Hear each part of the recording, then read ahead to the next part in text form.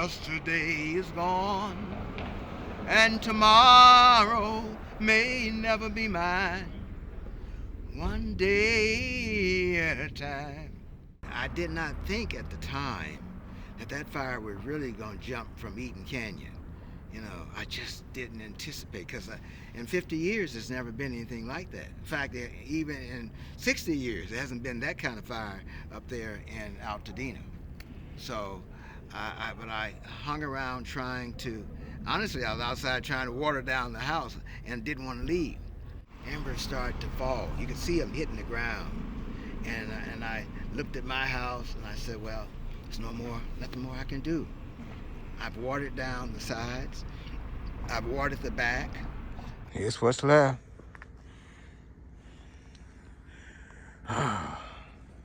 I didn't even put my passport in my suitcase because I did not think that the fire was going to hit. You know, I grabbed some papers out of my office. Insurance papers, I thought about that. and my car insurance papers, so I put those in my bag. But I left my checkbook, I left, you know, all my printers, I left everything like that, left all the clothes. And we're learning more about Victor Shaw, who was among those who lost their lives in the devastating Eaton Fire. According to his sister, Sherry Shaw, he died in a heroic attempt to protect his home in Altadena. The 66-year-old's body was found in front of the house with a garden hose still in hand. I know him very well. Well, to tell you about him, I got to also tell you about his parents, if that's okay. All his cars were here.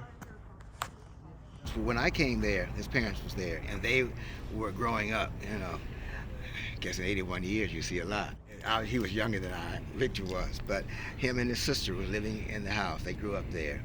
His father, Freddie, and Shaw, and Frank Shaw. Frank was the father.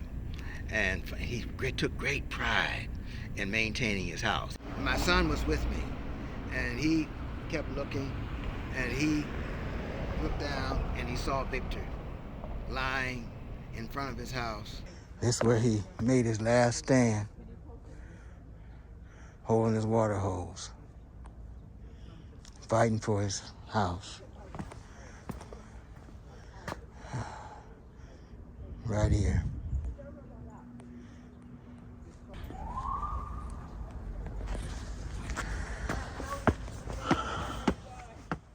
Every house was desecrated. I've lost everything. There's a scripture in the Bible that tells you to put your faith not on things of this earth, on temporal things. And if you believe and trust in God, whatever is taken from you, He will restore. I've learned to trust in Jesus and depend upon His word.